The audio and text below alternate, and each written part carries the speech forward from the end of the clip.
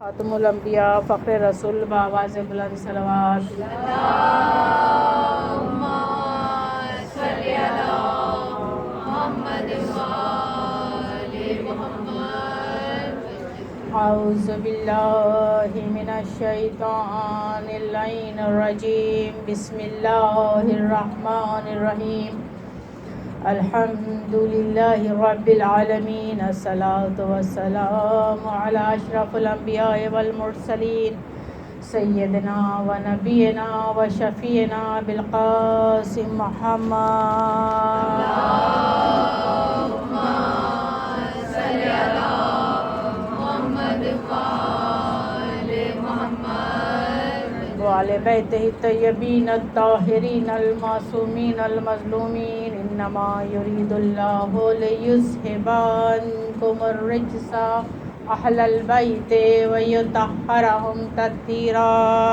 اللہم صلی علی محمد وآل محمد۔ اللہم صلی علی وبارک وسلم وزد علی صاحبۃ الدعوۃ النبویہ وصولۃ الحیدریہ والعصمۃ الفاطمیہ والحلم الحسنیہ والشجاعۃ الحسینیہ والعبادۃ السجادیہ والمعاصر الباقریہ والآثار الجعفریہ والعلوم الکاظمیہ والحجج الرضویہ والجود التقویہ والنقاوۃ النقویہ والہیبۃ العسکریہ والغیبۃ الالہیۃ بالقائم بالحق صلوات۔ اللہم صلی علی محمد وآل محمد۔ اما بعد فقال اللہ تبارک فی القرآن المجید والفرقان الحمید وقولہ الحق، بسم اللہ الرحمن الرحیم۔ اللہ نور السماوات والارض، صلوات بر محمد وآل محمد صلوات۔ اللہم صلی علی محمد وآل محمد۔ تمام حمد و تعریف اس پروردگار عالم کی بارگاہ میں کہ جو لائق عبادت ہے، جو لائق سجدہ ہے، جو حاجتوں کا پورا کرنے والا ہے، اور جس کی بارگاہ میں قبولیت کی سند ان کے اوپر درود و سلام بھیجنے سے ملتی ہے، جو وجہ تخلیق کائنات ہیں، اور قرآن کی نورانی اور مقدس الفاظ کی کرنیں جن کے قصیدہ اور مدح سرائی کرتی ہوئی نظر آ رہی ہیں، وہ پاک و پاکیزہ اور مقدس ہستیاں کہ جن کا نور پوری کائنات پر محیط ہے، اس کی اوپر درود و سلام خود پروردگار عالم بھیج رہا ہے، یہ کہہ کر ان اللہ ملائکتہ یصلون علی النبی یا ایھا الذین آمنوا صلوا علیہ وسلموا تسلیما۔ صلوات کرنا۔ اللہم صلی علی محمد وآل محمد۔ موضوع گفتگو چند لمحوں کی ہے کہ امام وقت ہمارے وارث انبیاء ہیں۔ سورہ نور کی 35ویں آیت کا تلاوت کرنے کا شرف حاصل ہوا کہ پروردگار عالم ارشاد فرما، اللہ نور السماوات والارض نورہ مثلہ، اس نور کی مثال ایسی ہے کمشکات کہ المصباح زجاجۃ، کہ اللہ کا نور پوری کائنات میں محیط ہے، پھر وہ ایسا چراغ ہے کہ جو ایک چاک میں روشن ہے، اور ایسا ہے کہ جو زیتون کے تیل سے روشن ہے، اور ایسا زیتون کا تیل ہے نہ لا شرقیہ ولا غربیہ، کہ نہ شرق سے اس کو لیا گیا ہے نہ غرب سے لیا گیا ہے، اور کیسا ہے نور علی نور ہے، اور پھر کیسا ہے یہ کہ شجرۃ مبارکۃ، یہ شجرہ مبارکہ ہے، اور پھر کیسا ہے یہ نور کہ یہدی اللہ نے نور ہی، کہ خدا اس نور سے ہدایت دیتا ہے، اور پھر میں یشاء یضرب الامثال للناس، کہ خدا اس طرح کی مثالیں تم لوگوں کے لیے پیش کرتا ہے۔ واللہ علیم علی کل شیء قدیر، کہ بے شک وہ علیم بھی ہے اور تمام چیزوں پر قادر مطلق بھی ہے۔ عزیزان گرامی، علامہ مجلسی نے روایتوں کے ساتھ میرے پانچوں امام سے روایت فرمائی ہے کہ صلی علی محمد जाबिर बिन अब्दुल्ला अंसारी फरमाते हैं कि मैं अमीर अल-मोमिनीन अली इब्न अबी तालिब की खिदमत में हाजिर हुआ।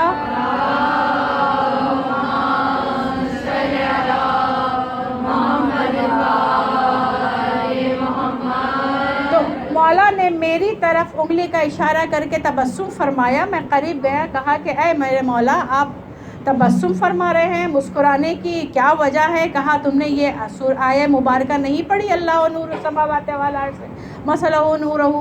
कहा कि क्या? कहा कि इसमें मार्फत परवरदिगार आलम ने अपनी मोहब्बत बंदों के लिए अया कर दी है कि किस तरह से रब ने अपने बंदों के दरमियान में नूर और शफा को भेजा है। कहा कि कैसे? कहा तुम्हें नहीं मालूम कि अल्लाह का नूर तो पूरी दुनिया पे है, और मसला नूर, इस मिस्ल की नूर की मिसाल कमिश्कातुन, यानी कि वो रोशन चिराग जो ताक में है उसकी शबी जो है वो मोहम्मद मुस्तफ़ा की ज़ात है। ज़ौजा यानी कि उसकी मिसाल अमीर अल-मोमिनीन है। व शर्क़हा व ग़रबिहा अमीर आइम्मा तहरीन है। और बेशक मेरा मौला ये फरमा रहा है कि कौकब दुर्री जो है वो हसन और हुसैन की शख्सियत और वो आइम्मा तहरीन की ज़ात अक़दस है। और फिर परवरदिगार आलम ये कह रहे ला शर्क़िया वला ग़रबिया, ना इस शर्क़ से लिया गया ना ग़रब से लिया गया है। और इस शजरे जो तैयबा है, ये जैतून के नूर से ये चिराग रोशन है। और ये जैतून का तेल जो है जो नूर से चिराग रोशन है, इस चिराग की मिसाल जो है शबी जी है वो पांचवें इमाम और छठे इमाम हैं कि जिनके इल्म की बदौलत काला बाकर और काला सादिक के साथ इस वक्त पूरी दुनिया फ़िक़्ह जाफ़रिया पे कायम और दायम है। कि जिस फ़िक़्ह की बदौलत आज हम फ़िक़्ह जाफ़री कहलाते हैं, ये वो जैतून का तेल कि जिसकी मिसाल क़ुरआन में दी जा रही है, उससे ये रोशन है, फैलता चला जा रहा है और इतना फैलता चला जा रहा है कि इसकी कोई मिसाल नहीं। और रब कहता है यहदी अल्लाहु लिनूरिही, हम इसी नूर से तो तुम्हारी हिदायत करते हैं। और हिदायत वाला नूर उस ज़ात अक़दस है जो इस वक्त भी हमारे सरों पे हमारा वली है। सलवात पर मोहम्मद वाले।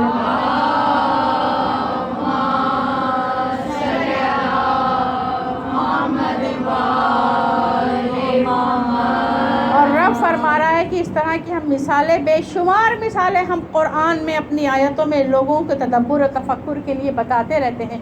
और फिर मेरे पांचों इमाम इरशाद फरमाते हैं कि चार चीज़ें अंबिया की ऐसी हैं जो साहिबुल अम्र के अंदर पाई जाती हैं। कि साहिब अम्र अंबिया के उलूम के, अंबिया के सिफ़ात के वारिस हैं। और जो उम्मते अंबिया रही है उसमें जो आदतें रही हैं, जो खसलतें रही हैं, हम उसके भी वारिस हैं। वो तमाम अंबिया में जो आदतें रही हैं वो अंबिया उम्मत मोहम्मदी में आई, और शियान हैदर करार में वो तमाम सिफ़ात मौजूद हैं जो अंबिया की उम्मतों के अंदर मौजूद थी। अज़ीज़ान गिरामी, जब एक सवाल सादिक़ आले मोहम्मद से किया, ये बताइए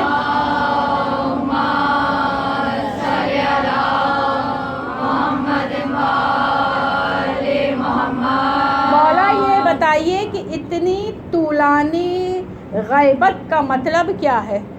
कि जब लोग परेशान हों, सरगंदा हो, लाचार हों, बेकस हों, मजबूर हों और परेशानियों में हो तो खुदा की हुज्जत का ज़हूर होना चाहिए।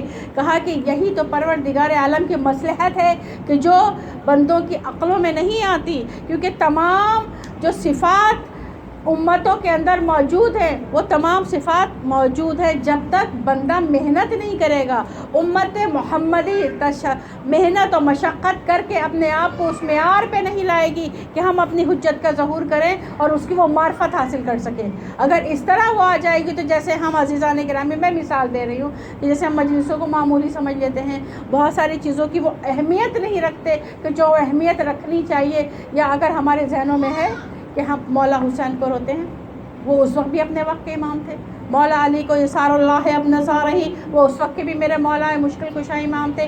और उसके बाद मौला अली इब्न अल हुसैन उस वक्त भी मौला थे, उस वक्त भी इमाम वक्त थे। इसी तरह से मेरे पांचों इमाम, मेरे छठे इमाम अपने अपने ज़माने के इमाम वक्त थे। इमाम ज़माना जिसको कह सकते हैं वो अपने ज़माने के इमाम थे। तो क्या हम उसकी मार्फत को रोते हैं कि मौला आप नहीं हैं, फ़ाफ़ुज़ा फ़ाज़न अज़ीमा? उसी तरह से आज भी, उसी तरह से आज के वक्त में भी वो खुदा की हुज्जत मौजूद है। तो क्या हमें उतनी मार्फत है? क्या हमने अपने आप को इतना तैयार कर लिया है कि बक़ौल शहीद सिब्ते जाफ़र अगर आ गए तो क्या होगा? अल्लाह जल तो करते हो, ہر وقت تو بلاتے ہو، اگر آ گئے تو گھبراؤ گے کیونکہ نام دامن میں تو کچھ بھی نہیں ہے کہ جس سے ہم ان سے استقبال کر سکیں۔ تو میرے مولا فرماتے ہیں استقبال کی تیاری کے لیے ضروری ہے کہ آپ کو ٹائم دیا جا رہا ہے، آپ کو وقت دیا جا رہا ہے، اور اس وقت کے درمیان میں تیاری کے لیے علماء ہیں، مراجعین ہیں، ولی اللہ ہے جو آپ کی تربیت کر رہے ہیں، جو آپ کو بتا رہے ہیں کہ اعمال کو ظاہر اور باطن دونوں کو کیسے تیار کرنا ہے، کیونکہ ظاہری بھی بیماریاں ہیں۔ آج کے زیادہ کس کو پتا ہوگا کہ کتنی بیماریاں چاروں طرف ہیں؟ ذرا سے کوئی چھینکے 100 مڑ کے دیکھ لیتے، ارے اس کو تو چھینک آ گئی۔ پہلے چھینکتے بھی تھے، کھانستے بھی تھے، پتہ نہیں کیا کیا ہوتا، تو کوئی دیکھتا بھی تھا چلو اس کو نزلہ زکام ہے، اب ہلکا سا بھی چھینکا تو بھیا مشکل ہو جاتی بیماریوں کے۔ آج کے دور میں جتنا زیادہ یہ سب ہمارے لیے تدبر ہے، ہمارے لیے تفکر ہے کہ ایک چھوٹی سی بیماری کس طرح سے موت ہماری یقینی ہو گئی، کب کس کی کہاں پر موت ہو جائے کچھ پتہ نہیں ہے، جوان چلتے چلتے لڑک جاتے ہیں، کچھ معلوم ہی نہیں ہے، کیونکہ یہ بیماری کا ابھی بھی سراغ نہیں مل رہا، اور اس سے بچاؤ کی کوشش ہو رہی ہے۔ اور کیا بچاؤ ہے؟ دنیا سے دور رہو، لوگوں سے دور رہو، لوگوں سے قریب نہ آؤ، معاشرت سے دور رہو، تاکہ یہ بیماری ایک دوسرے کو نہ لگے۔ ظاہری بیماری ہے تو کیا باطن کی بیماریوں کے لیے نہیں مولا نے کہا ہوگا؟ اس میں بھی ہے کہ اپنے آپ کا خیال رکھو، اپنے آپ کو پاک رکھو، اپنے آپ کو پاکیزہ رکھو، اور دور رہو تھوڑا لوگوں سے، جہاں پر غیبت آپ کو نظر آئے، جہاں چغلی نظر آئے، جہاں پر باتیں نظر آئیں، یہ سب کا پریکاشن کرنا ہے اپنے آپ کو، تاکہ اندر صاف ہو۔ جب اندر صاف ہو تو پھر وہ مولا آتے ہیں، جب اندر صاف ہو تو یہ آیت قرآنی جو ہے وہ ہماری زندگی کے اوپر جو ہے وہ شفا بن جایا کرتی ہے۔ عزیزان گرامی، کہ اگر پروردگار عالم قرآن میں کہہ رہا ہے کہ ولا شرقیہ ولا غربیہ، کہ نہ شرق میں نہ غرب میں یہ زیتون کا تیل، تو وہ روشنی ایسی ہے جو سب کی زندگیوں کو رونق بخشتی ہے، منور کر دیتی ہے، شفا دے دیتی ہے، مگر شرط یہ ہے کہ یہ اب صاف ہونا چاہیے، شرط یہ ہے کہ یہ صاف ہونا چاہیے۔ خود میرے چھٹے امام کے زمانے میں بحر الانوار میں روایت ہے کہ آپ فرماتے ہیں صلی اللہ محمد نعرے تکبیر، نعرے رسالت، نعرے حیدری، نعرے حیدری، آپ پوجیے بندے سن پاک بابا کے بلند صلوات۔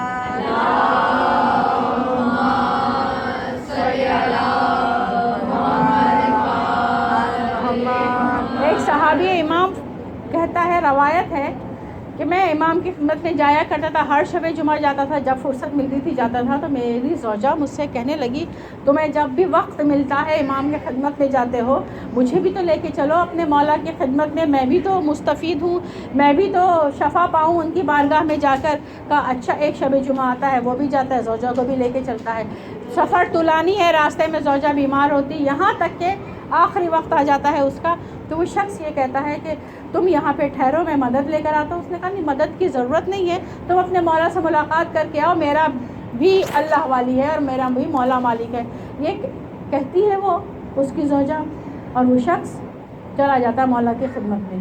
یہاں پر اس نے مولا سے استغاثہ کیا کہ مولا آپ کو تو پتہ ہے میں آپ کی زیارت کے لیے آ رہی تھی، اور جب کوئی بھی کسی معصوم امام کی زیارت کی نیت یہاں سے کرتا ہے اور سفر کرتا ہے تو فرشتے اس کی مدد کرتے ہیں، یہ سب کو معلوم ہے، فرشتے اس طرح سے سامان سفر تہیا کر دیتے ہیں کہ وہم و گمان میں بھی نہیں رہتا ہے، اس طرح سے مدد کر دیتے ہیں۔ تو آج کے زمانے میں، اس زمانے میں جب چاروں طرف دشمن ہمارے بکھرے ہوئے ہیں، جو ظاہری دشمن بھی ہیں، جو باطنی بھی دشمن ہیں، جو سوشل میڈیا پہ دشمنوں کی یرغال لگی ہوئی ہے کہ کس طرح سے ہمارے عقیدوں کو تباہ کیا جائے، برباد کیا جائے، نیو جنریشن جو ہماری بچے ہیں ان کو کس طرح سے ان کی فکروں کو تمام و ختم کر دیا جائے، تو کیا ان دشمنوں کے بیچ میں ان کی کوشش نہیں ہوگی کہ جو زیارت امام حسین ہے، جو مولا کی زیارت ہے، اس کی افادیت کو کم کیا جائے، تاکہ جو عشق وہاں جا کے اور زیادہ اضافہ ہوتا ہے، اور پھر تمنا کرتے مولا جا تو رہے ہیں ایسے خدا حافظ کہہ کے واپس پھر بلائیے گا، بار بار بلائیے گا، 100 دفعہ بلائیے گا،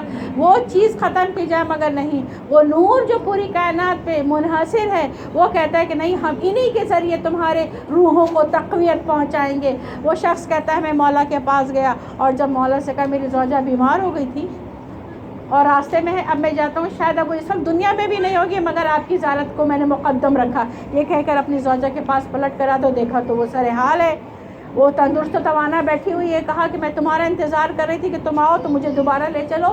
کہا یہ کیسے ہوا؟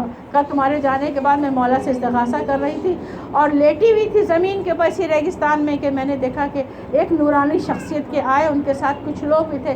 انہوں نے کہا یہ میرا زائر ہے، یہ میرا زائر ہے، اس کو شفا ملنی چاہیے. یہ کہہ کر انہوں نے کچھ مجھ پہ دم کیا یا مجھ پہ محبت کی نگاہ کی، اور پھر میں نے آنکھوں کو کھول کر دیکھا تو میرے بدن کی جو طاقت تھی وہ دوبارہ پلٹ آئی تھی، بیماری میری زائل ہو گئی تھی. اور پھر میرے کانوں میں آواز آئی کہ اب جاؤ جا کے اپنے مولا کی زیارت کرو. شخص کہنے لگا بہتر ہے کہ تمہیں شفا ہوئی، لے کے مولا کی بارگاہ میں گیا. اور جیسے ہی وہ اس کی زوجہ داخل ہوئی ہے مولا کی بارگاہ میں اور دور سے مولا کے چہرے کو دیکھا، چیخ کر کہتی یہ تو وہی شخص ہے کہ جنہوں نے مجھے شفا دی ہے. صلوات بر محمد والے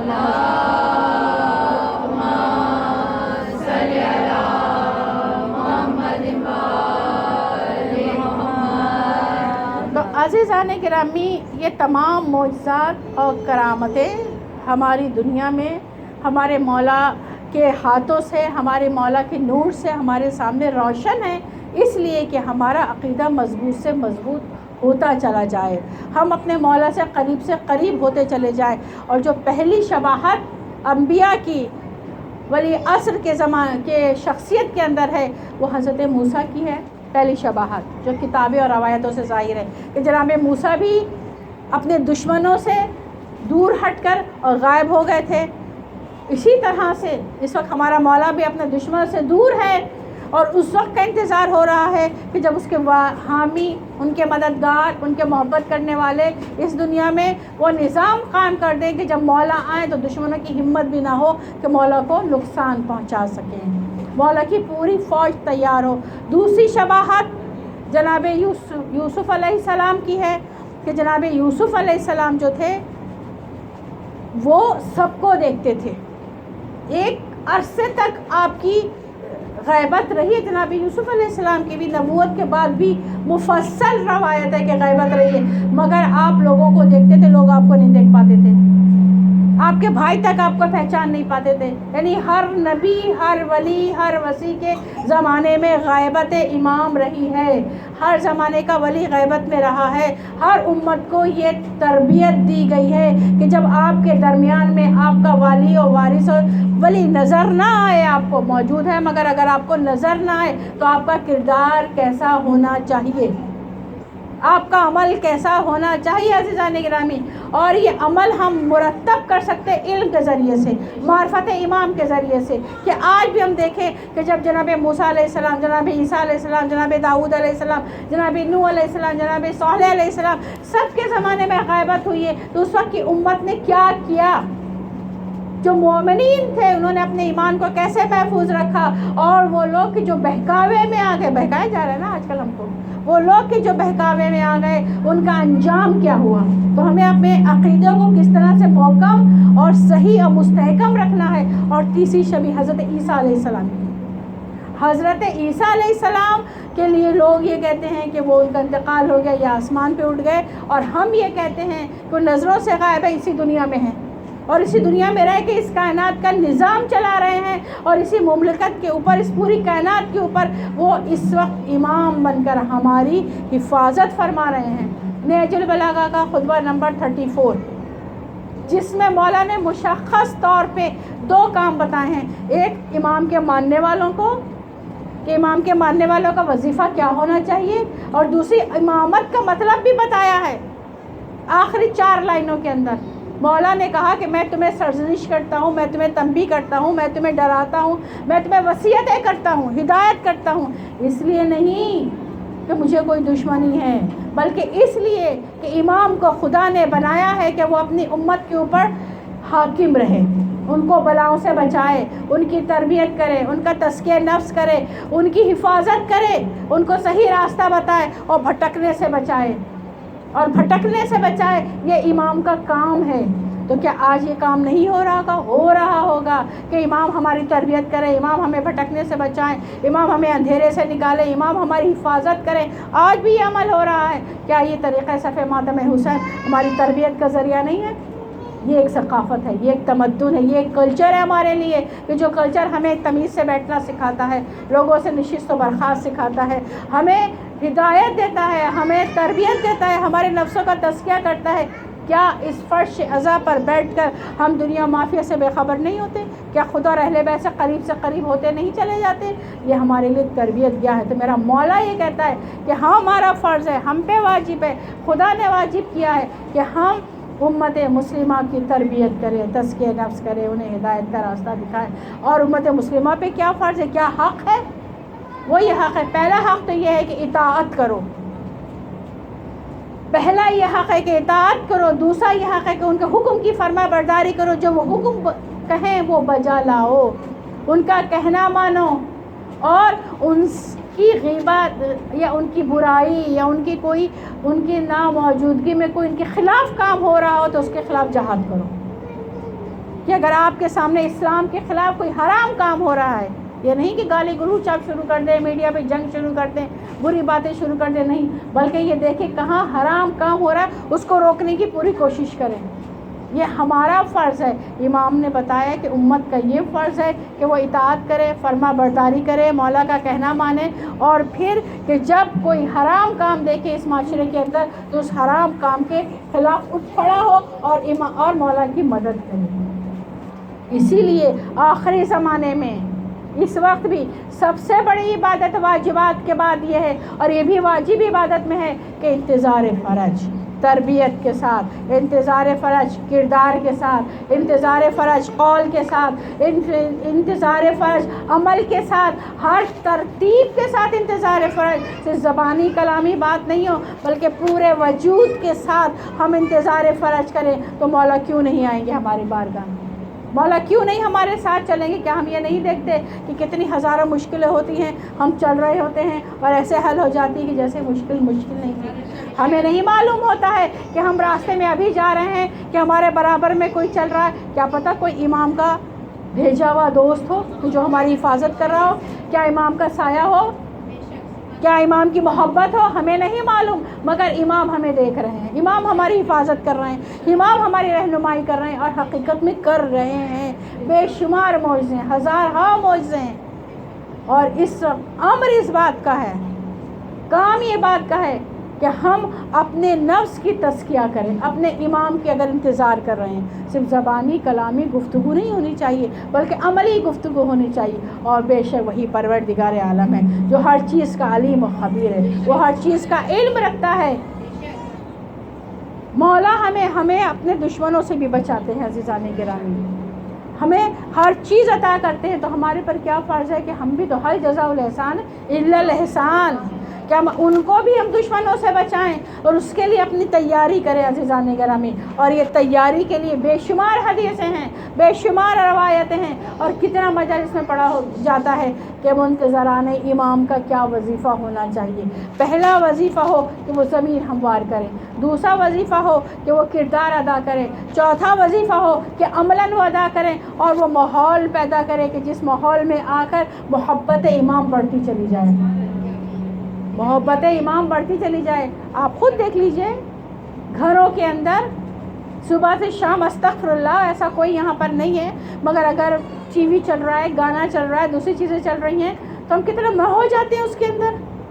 مگر اگر الحمدللہ رب العالمین اگر اسی جگہ تھوڑی دیر بیٹھ کے گھر میں نہا چلنا شروع ہوتا ہے اور گھر کے اندر قرآن پڑھا جا رہا ہے، آواز لگا دی جاتی ہے، تو کتنی ذہنی کیفیت میں تبدیلی آ جاتی ہے، کتنا عجیب سا رونا آ جاتا ہے، دل نہیں چاہتا کہ نہا بج رہا اور ہم کھانا کھا لیں، کیفیت میں تبدیلی آتی ہے کہ نہیں۔ یہ تربیت کا حصہ ہے، یہ ہماری تربیت کا ایک حصہ ہے کہ جو ہمیں مل رہا ہے اس فرش عزائے حسین کے ذریعے۔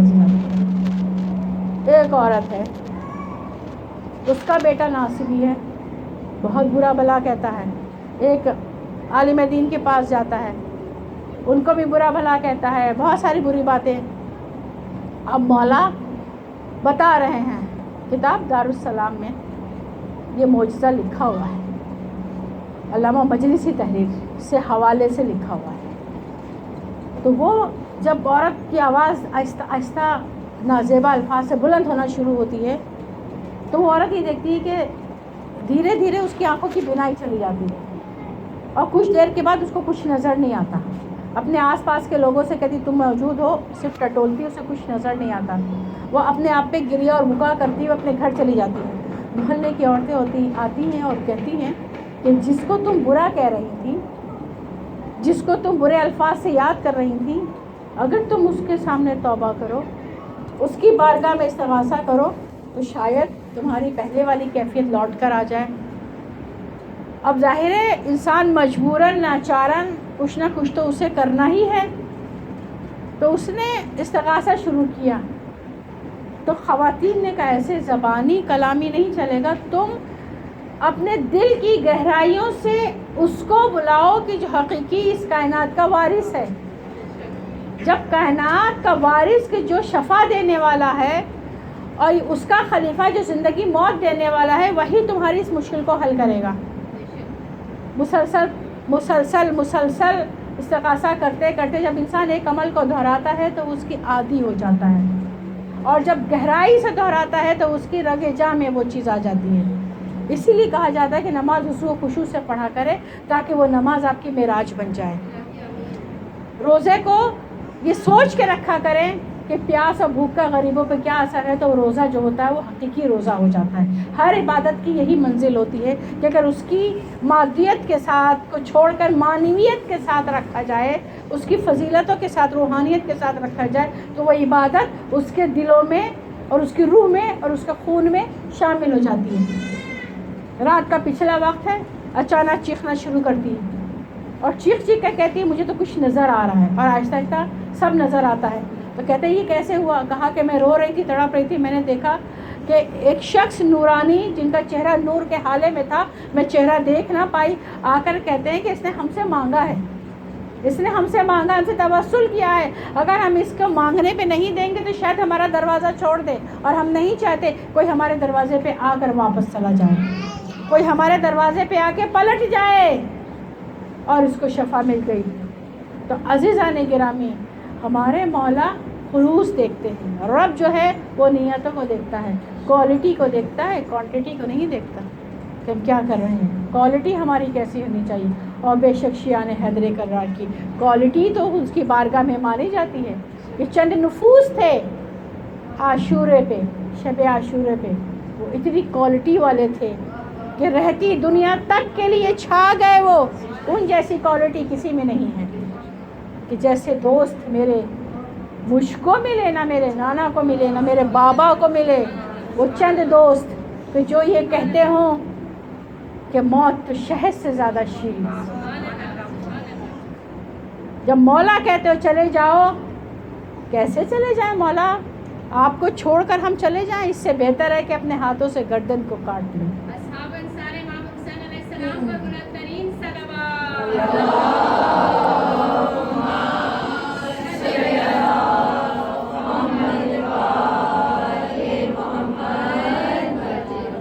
عزیزان گرامی, ہمارے لیے یہی مشعل راہ ہے کہ اگر ہم یہ چاہتے ہیں کہ کیسے امام کے حامی ہوں, تو حامی حسین کو تو دیکھیں, صحابی حسین کو تو دیکھیں.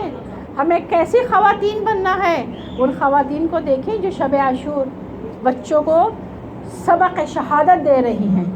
اے میرے لال قاسم, کل بیوہ ماں کو شرمندہ ہونا نہ پڑے. روز محشر سیدہ کے سامنے مجھے شرمسار نہ کرنا.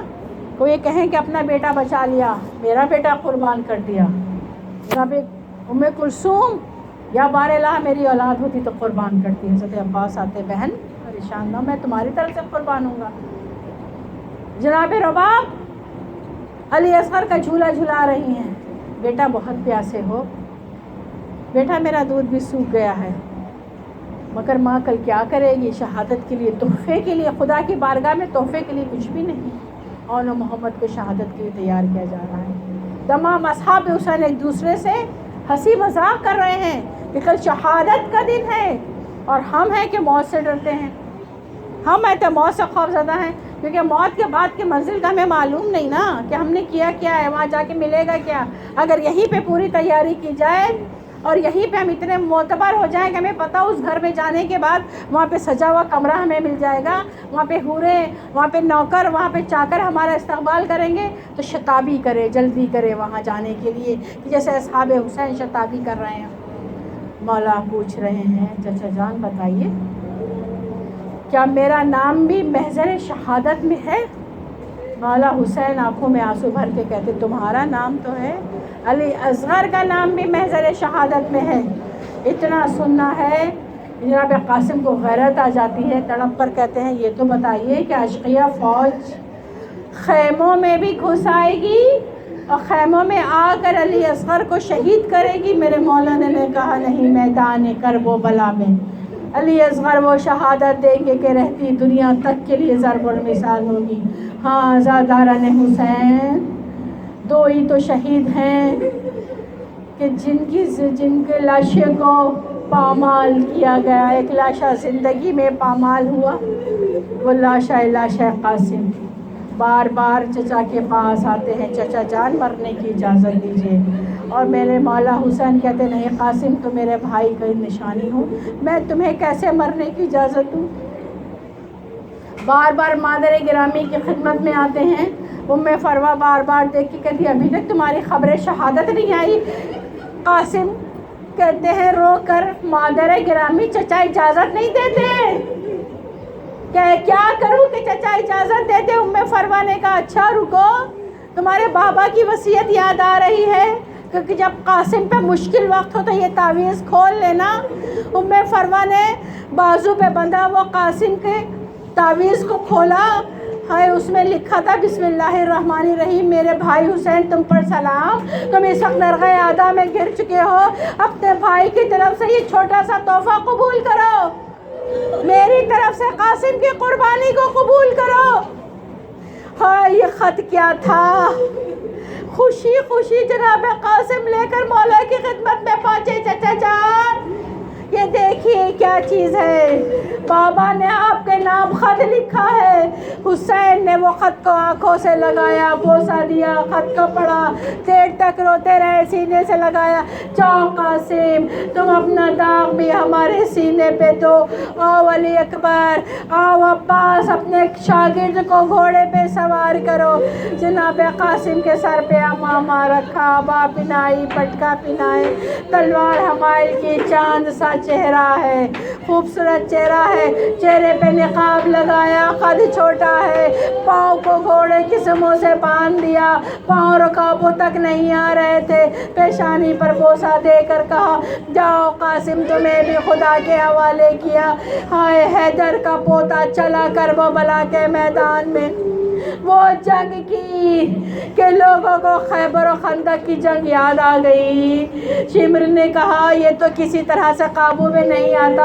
ابن زیاد کہتا تم کو نہیں معلوم ہے کس گھرانے سے تعلق رکھتا ہے، یہ اہل بیت کے گھرانے کا ہے، یہ علی کا پوتا ہے، اس کو کوئی زیر نہیں کر سکے گا۔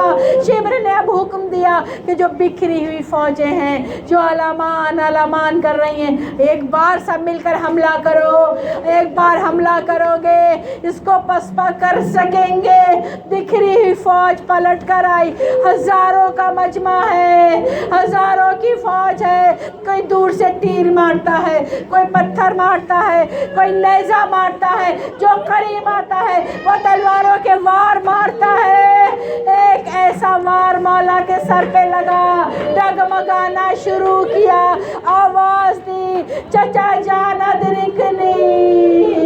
ہائے قاسم کی آواز سنی میرے مولا نے کہا بھیا عباس چلو، بھیا عباس چلو قاسم کی مدد کے لیے۔ ایک طرف سے عباس چلے، ایک طرف سے مولا حسین چلے، شیر کی طرح فوج میں حملہ ور ہوئے، مگر ہائے غضب ہو گیا، ہائے غضب ہو گیا، ادھر کے گھوڑے ادھر ہو گئے، ادھر کے گھوڑے ادھر ہو گئے، قاسم تڑپتے رہے، لاشا پامال ہوتا رہا۔ جب بھی کوئی سم لاشے پر پڑتا تھا، ناظرین بدن پہ جب بھی کسی گھوڑے کا سم پڑتا تھا، ہائے قاسم کہتے تھے چچا جلدی آئیے، چچا جلدی آئیے، ایسا نہ ہو کہ جب آپ آئے تو قاسم دنیا میں نہ رہے، قاسم تڑپتے رہے۔ مولا جب لاش قاسم پر پہنچے، ہائے کیا دیکھا، بدن کے ٹکڑے دور دور بکھرے ہوئے ہیں، کسی کا بھی لاشا ایسا نہیں دیکھا۔ کہاں سے اٹھائیں لاشے کو، کہاں سے سمیٹے لاشے کو، چاروں طرف بدن کے ٹکڑے پڑے ہیں۔ ایک ایک ٹکڑے کو اٹھانا شروع کیا، سینے سے لگانا شروع کیا، ابا کے دامن کو پھیلا دیا۔ ہائے ابا میں اب ٹکڑے جمع کرتے جا رہے ہیں۔ قاسم تمہاری ماں کے کو میں کیا جواب دوں گا؟ قاسم کیسے یہ لاشیں کو لے کے ماں کے پاس جاؤں گا؟ آئے میرے مولا نے گٹھری سی بنائی ہے، پش پہ لے کے چلے۔ جناب علی اکبر کو کہا جاؤ ام فروہ سے کہو قاسم کی برات رن سے آ رہی ہے، مسند بچھاؤ، ارے لوگوں کو بلاؤ، قاسم کا لاش آ رہا ہے۔ لاش قاسم آئی، خیمے میں مولا نے گٹھری سی رکھ دی۔ ہائے کھولا، ماں کا دل تڑپ گیا ہوگا، کیسے برداشت کیا ہوگا۔ ارے میرے مولا، ایک مرتبہ میرے مولا نے چاروں طرف نگاہ دوڑائی، کہا کہ قاسم کی ماں نظر نہیں آتی، بھابھی جان دکھائی نہیں دیتی۔ جناب زینب نے کہا سجدہ شکر میں مصروف ہے، بار الہ حقاً حقاً تو نے میری قربانی قبول کی۔ ارے روز قیامت سیدہ کے سامنے مجھے خوشنود کیا۔ رحمت اللہ القوم القاسم وَسَيَعْلَمُ الَّذِينَ ظَلَمُوا